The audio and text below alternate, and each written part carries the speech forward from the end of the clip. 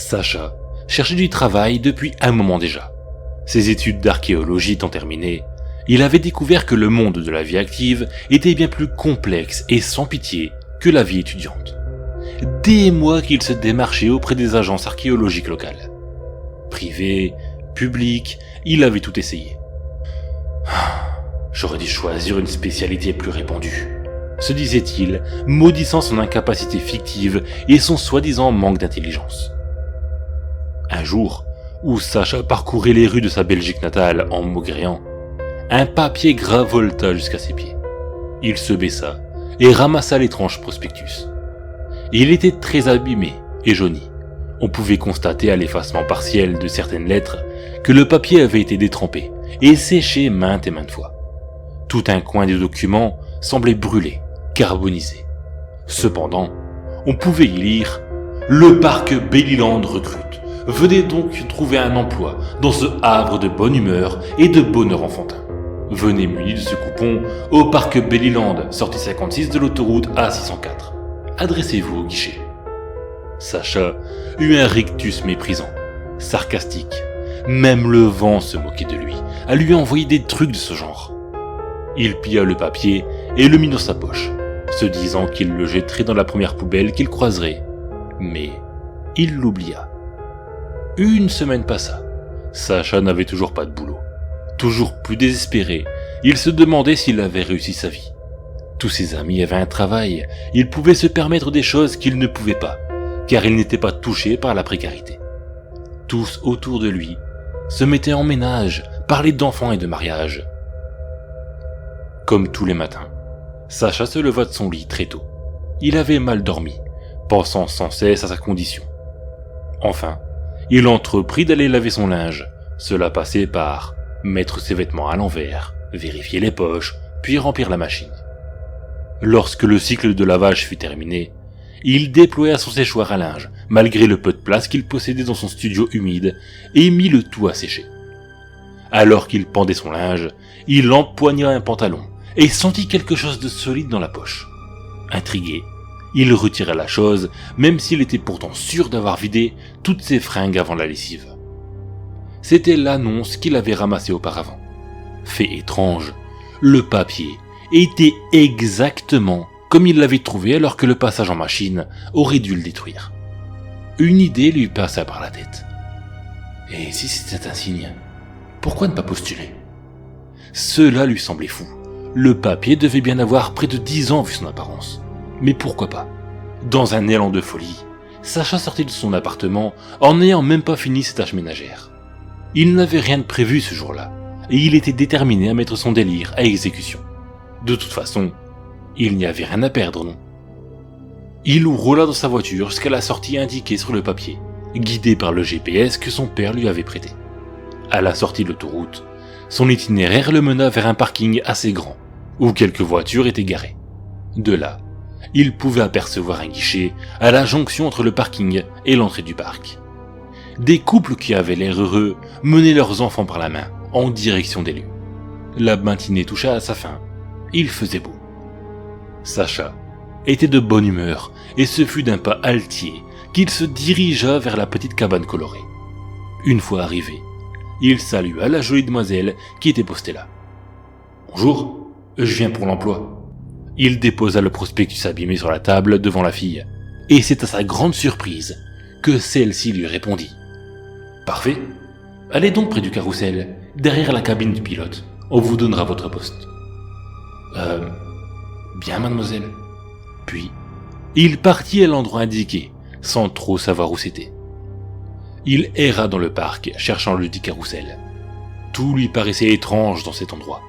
Déjà ébahi par la facilité déconcertante avec lequel il venait d'être embauché, il fut stupéfait par les attractions proposées par ce lieu dédié au divertissement.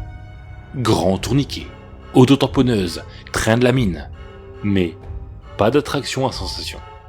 Il lui parut étrange qu'un parc aussi modeste, avec des moyens limités, attire autant de monde.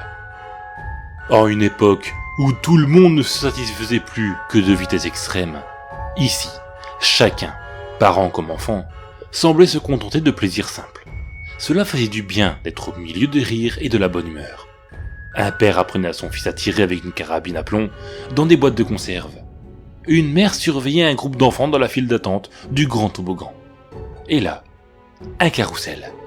Il se dirigea vers le manège et vit en effet, derrière la cabine du conducteur, un bâtiment camouflé, en un décor représentant un bambin tenant un bouquet de ballons. Bien, il avait trouvé. Cependant, il décida de ne pas y entrer tout de suite. Avant de travailler, autant s'amuser, puisqu'il était dans un parc après tout. Il alla s'asseoir sur un banc près d'une jeune fille. L'espoir fait vivre, pourquoi ne pas tenter de faire triompher sa vie sentimentale le même jour que sa vie professionnelle? Ce qu'il surprit, au premier abord, fut les vêtements de la demoiselle. Il lui semblait que c'était ce genre d'habits colorés et bariolés que l'on portait dans les 70s. « Mademoiselle, puis-je m'asseoir ici ?» Pas de réponse. Il insista. Et... toujours pas de réponse. Intrigué, il passa sa main devant les yeux de la charmante demoiselle. « Allô ?» Elle ne réagissait pas, comme s'il n'existait pas. Drôle de personne. Néanmoins, il essaya d'aller acheter une glace au kiosque, mais de nouveau, le vendeur ne lui prêta aucune attention. Étrange. Puis, il se remit les idées en place. De toute manière, il lui fallait aller s'inscrire pour son boulot. Pas de temps à perdre avec ces gens mal élevés qui m'ignorent et qui trouvent ça drôle, se disait-il. Il retourna au mur peint derrière le carrousel, y ouvrit une porte dérobée et entra en appelant « Bonjour, je viens pour le travail. On m'a dit qu'on me donnerait un poste. » Le local était vide de monde, mais rempli de feuilles mortes et de suie. Le plafond en verre était brisé et il avait l'impression que c'était comme ça depuis des années, comme si le bâtiment avait été victime d'un incendie lointain. Curieux, Sacha s'avança. Les morceaux de verre crissaient sous les semelles de ses baskets. L'atmosphère devint lugubre, et notre jeune employé fut pris aux tripes par le contraste d'ambiance. Si joyeux et bon enfant à l'extérieur, mais si macabre à l'intérieur. Au fond du local trônait un bureau. Il s'approcha jusqu'au meuble imposant et y vit, posée dessus, une clé poussiéreuse, dotée d'une étiquette plastifiée noircie, sur laquelle on pouvait cependant lire « À celui qui viendra, Carrousel ». Sacha l'attrapa, puis la fourra dans sa poche. Sans doute s'était-il trompé de bâtiment pour le poste, mais il se dit que les employeurs seraient contents de retrouver une clé perdue. Cependant, une fois dehors, il constata une chose étrange. Le parc était totalement vide. Pire, il semblait abandonné. Les tourniquets étaient renversés. La piste d'auto-tamponneuse était recouverte de fougères. Comment tout cela était possible? Paniqué, il fit quelques pas en avant, serrant les poings, cherchant une explication logique. Sans succès. Puis, il lui vient une idée saugrenue. Il sortit la clé de sa poche et entra dans la cabine de pilotage du carrousel non loin. La porte de la cabine s'ouvrit facilement, car le bois qui la constituait était pourri. Il jeta un coup d'œil au tableau de commande et trouva aisément le trou pour insérer la clé.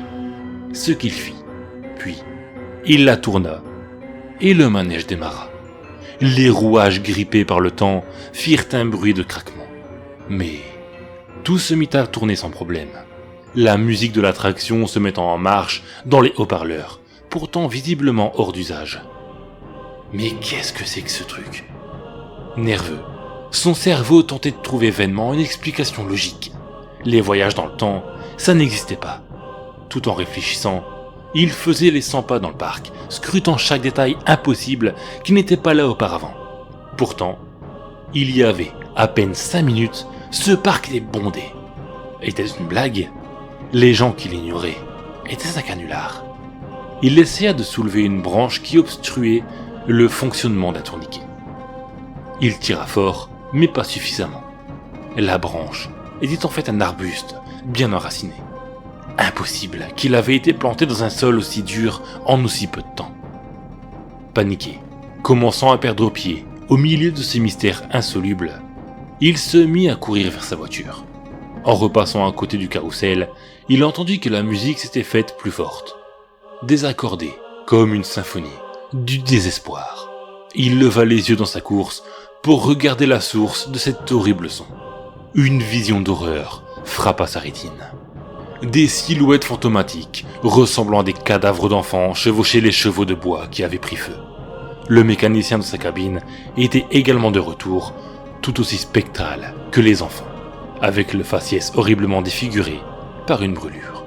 Et il fit un signe de la main à Sacha, qui prit ses jambes à son cou, sans plus s'attarder, pour croiser le chemin de personnes irréelles, pour la plupart en flammes, courant, marchant, hurlant à la mort. Presque arrivé au guichet, il tomba soudainement nez à nez avec la jolie demoiselle, qui n'avait de joli que le souvenir car son visage décomposé le regardait avec des yeux inexistants et une mâchoire défaite. Elle tendit un bras en direction de Sacha, pétrifié de terreur. Il recommença à courir, le cœur battant fort et de manière irrégulière, le faisant frôler la crise cardiaque. « Reste avec nous. Pourquoi ne veux-tu pas t'amuser ici pour toujours ?» entendit-il derrière lui, reconnaissant la voix de la guichetière. L'entrée du parc était fermée par des barbelés, comme si tout était désaffecté. Il essaya donc d'escalader le muret d'enceinte, mais il était bien trop. Il se retourna pour voir que les spectres du parc, des enfants morbides aux parents décharnés, en passant par le personnel du parc, dans son intégralité, semblaient l'avoir suivi. Tous avançaient vers lui, lentement et inexorablement, une odeur fétide de chair calcinée les précédant. Une larme se mit à couler sur la joue de Sacha. Il serra les poings et courra du plus vite qu'il put à travers les barbelés. La douleur était immense. Il sentait ses vêtements s'arracher aussi facilement que sa peau. C'était insupportable. Mais la folie du désespoir et surtout l'odeur du brûlé qui empirait le motivait jusque dans ses derniers retranchements. Enfin, il parvint à passer le terrible obstacle. Il arriva au parking, démarra sa voiture en trombe et prit l'autoroute pour rentrer chez lui au plus vite. Malheureusement, il alla un peu trop vite, et un crash violent ne tarda pas lorsqu'il perdit le contrôle de son véhicule et alla s'encastrer dans une barrière de sécurité. Sacha se réveilla en sursaut, haletant, dégoulinant de sueur. Il regarda autour de lui. Qu'est-ce que cela voulait dire ? Il se pensait à l'hôpital, mais il était dans son appartement, sur son lit, complètement défait. Il prit une profonde inspiration. C'était juste un cauchemar. Rassuré, un sourire béat et idiot aux lèvres, il se mit sur ses jambes, courbaturé. Il avait dû rêver très intensément pour que ses muscles soient si tendus. Il se dirigea vers sa machine à laver pour faire ce qu'il avait déjà l'impression d'avoir fait. Ramasser son linge. Un t-shirt, un boxeur, une chaussette, le fameux pantalon. Il palpa la poche et eut un frisson dans le dos, en sentant un objet dur à l'intérieur. Il palpa plus fort, plus dur qu'un tract chiffonné. Il épongea sa main pour sortir l'étrange objet. Une clé, celle du carrousel. Les morses relèvent ce fameux soir où les gens s'amusent et se déguisent, les âmes finissent morcelées, scellées lorsque l'enfant se brise. Horreur, mystère, un banc glacial, je vais trembler jusqu'en Antarctique. Les gens d'urbaine creepypasta, c'est l'heure du récit fantastique.